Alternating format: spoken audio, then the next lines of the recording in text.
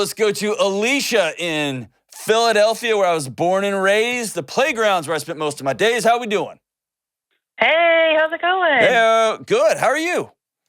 I'm doing pretty good. Can't complain. Yes, you could. You'd be like everybody else, but you're not, and that's so great. So good. Hey, so what's up? How can I help? I have a bit of a loaded question for you, John. Oh, I love loaded questions. Do we used to hang out when I was a kid? Just let me know that if I'm about to get canceled. Not that I know of. Maybe in a past life. I'm always afraid that an old friend of mine is going to call and be like, I got a loaded question for you. Remember that time? And I'll be like, well, this show's over. So what's up? Less loaded than that. So my question is therapy not for everyone? Tell me more. So I was diagnosed with bipolar 2 disorder when I was a freshman in college, which was about 8 years ago now. Okay. And since then, I have probably seen 7 different therapists with really no success. I haven't found one yet that I feel is really therapeutic. And I've kind of said to myself, maybe it's me. Maybe I'm doing something wrong. So I really switched it up. I would give each therapist anywhere between 6 months to a year to give the process the full chance that it has. I've tried different genders of therapists. I've tried different approaches from talk therapy to CBT. I've tried different formats. I've tried online. I've tried in person. And I keep finding myself in the same situation after like the 4th or 5th session where I just feel like I'm not really getting anything out of it. I don't have any breakthroughs. And I don't know, John, I just feel like I keep getting into the same rut. And I'm not sure if it's just my personality isn't very conducive to the therapy environment, or maybe it's something that I'm doing. Well, one, dude, that's not a loaded question at all. That's a great question. Good for you.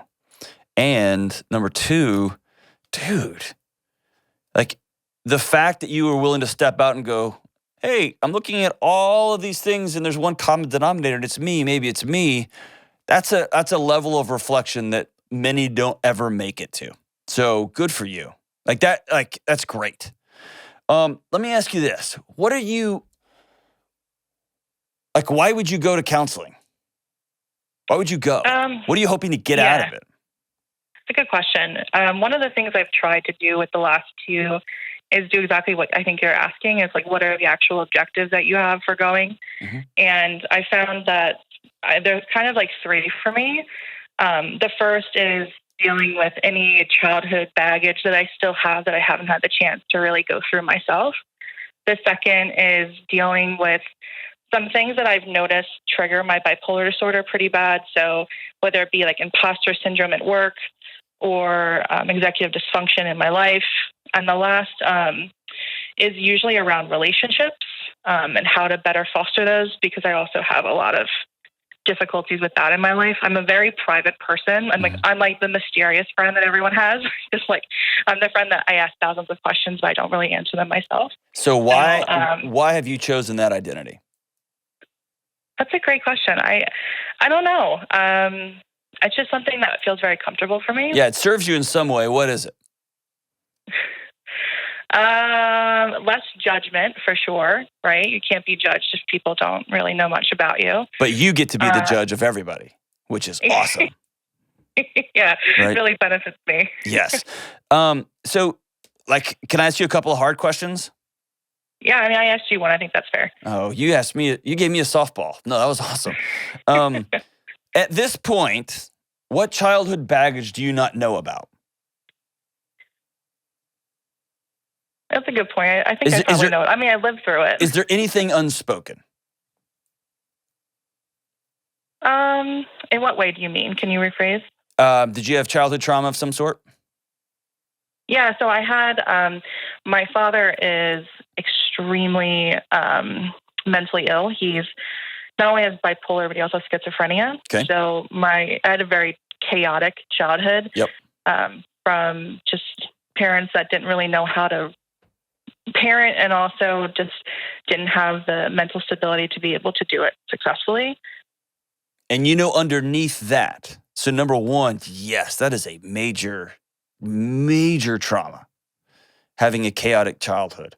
But underneath that, you have a brain that never learned how to connect with somebody else. Yeah, I think that's fair. And that disconnection from a person to another person is the chief alarm that's going to go off over and over and over again. And then when you start to connect, then your brain remembers, oh yeah, this is dangerous. We've been down this road before. And so you just get in that loop. You know what I mean? I got to connect. We're connecting. Whoa, we can't do that. And then we're off to the races again. Yeah. Is that fair? Sounds like me. Yeah. And then you go up and down, toggle up and down, up and down, up and down. But here's the thing I want to lean on. You know that. Fair? Yeah, I think so. So give me off the top of your head 2 or 3 triggers, immediately go. So the first one that's like screaming in my mind is feeling judged. Okay. I guess the other one is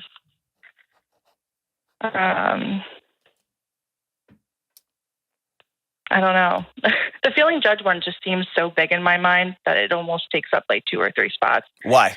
Like, I think it's something, I think one of the things from my childhood, not only from my parents, but from other facets of my life too.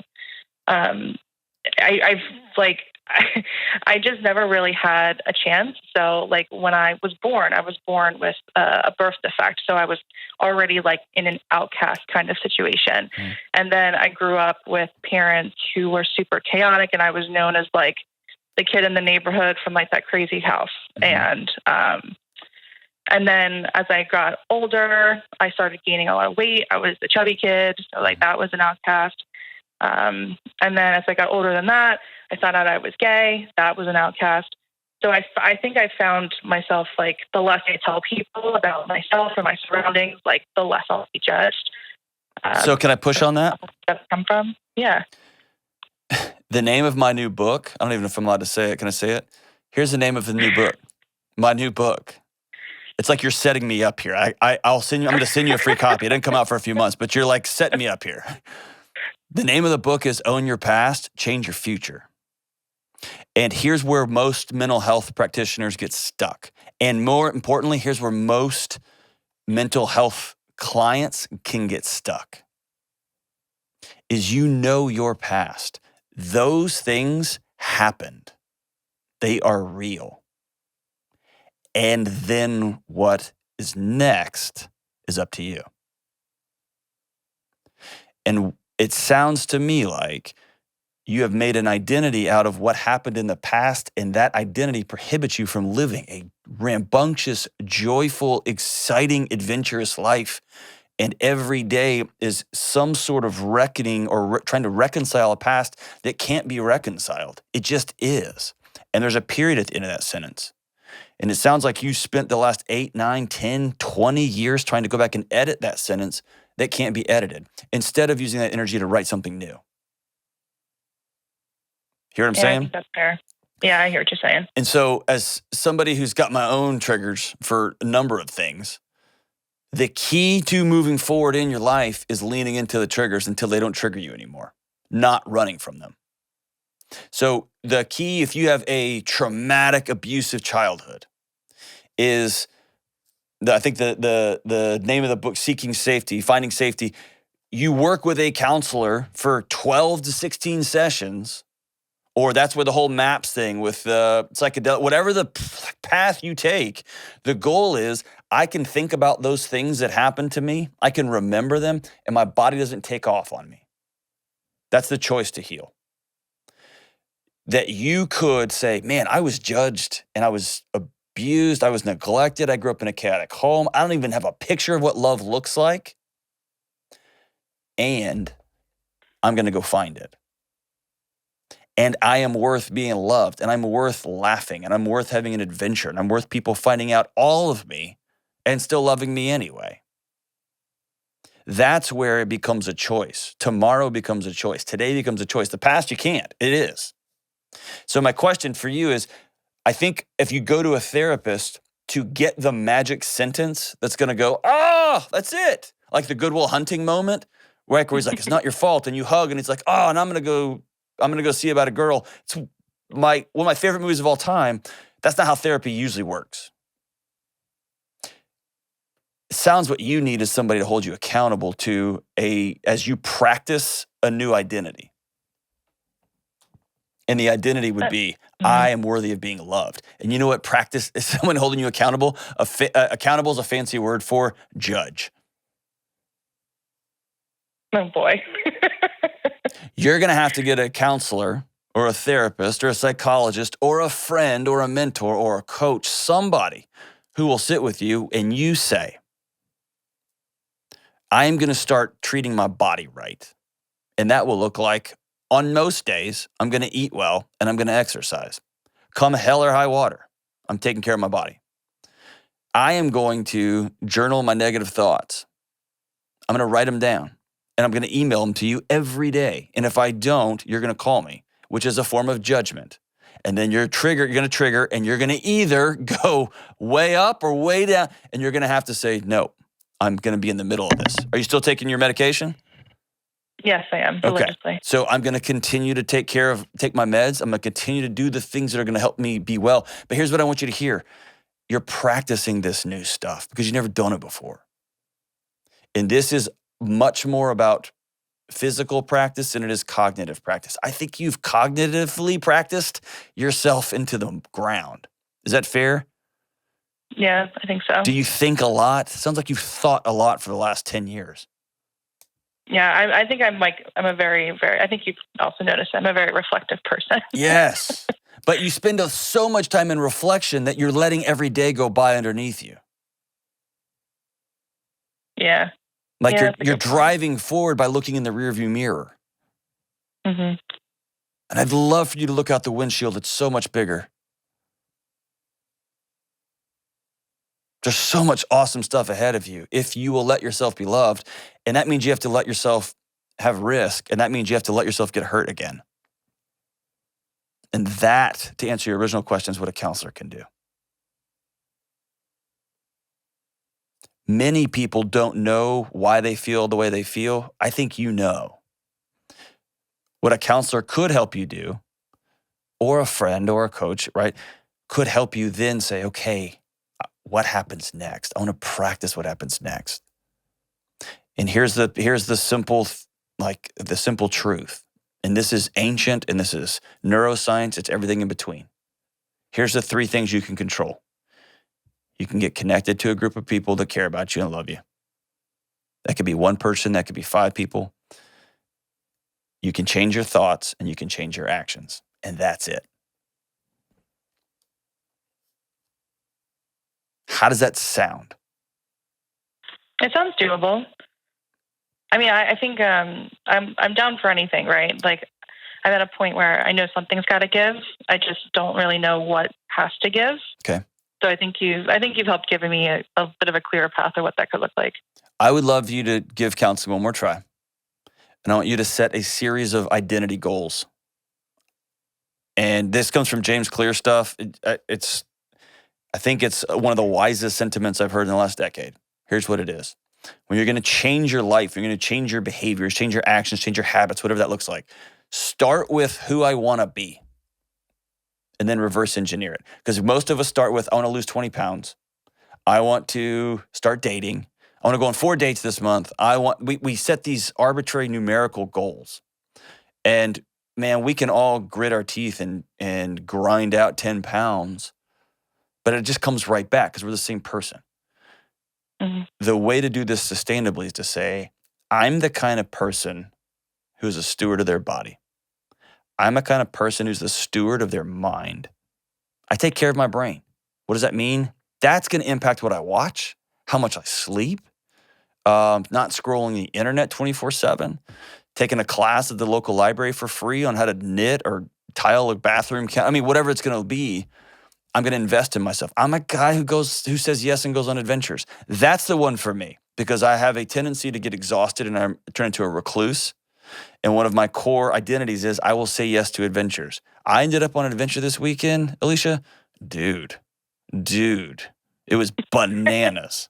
And when I got home, I was so glad I did it. My son on the way home, he was like, Dad, can you believe we just did that? And I was like, nope, but we did, right? It made no sense, like physically, my sleep, none of it made sense. And it was awesome. And we will talk about that story for years. So I say yes because if I just said, I need to do 3 things, I wouldn't do it. But I'm a guy who does those things. So now I'm going to end up in that space. So I want you to come up with 3 to 5 identities. Here's who I'm going to be. And then I want you to take that to a counselor and say, I need to build a plan that you will help hold me accountable to.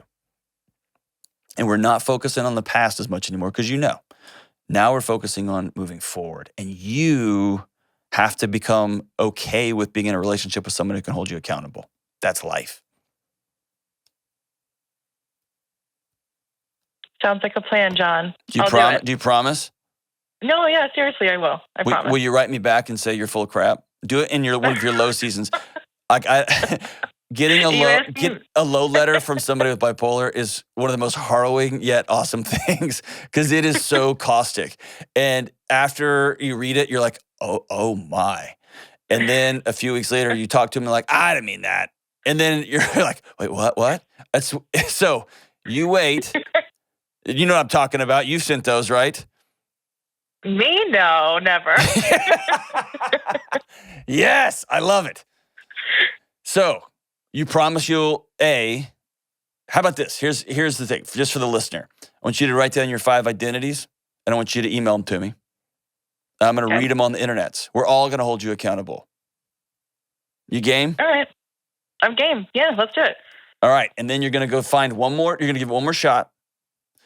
And you're going to say, I want to become this person. And that means I need some help with my nutrition. That means some help with exercise, help with my mental health, and Partridge in a Pear Tree. And we're going to make this thing happen. You in? I'm totally in. This is my next adventure. This is the next adventure. Why? Because you're a person who goes on adventures. Can that be one? Yeah. And what if one of them was, you're a person who doesn't mind being judged? I can see it. What if that was an identity? I can work towards that. Then people would say, why'd you wear that? And you could then go, I don't know, because I like it. Or you could go, yeah, that was dumb. I won't wear that anymore. And then you just brush your shoulders off and move on about your day. Because it doesn't mean you're not a great, awesome, wonderful person. Is that fair? Would be pretty ideal. Yeah. It's not ideal. It's just reality. So we're just going to choose that and then we're going to practice it. And when someone says, oh my gosh, why are you dating that person?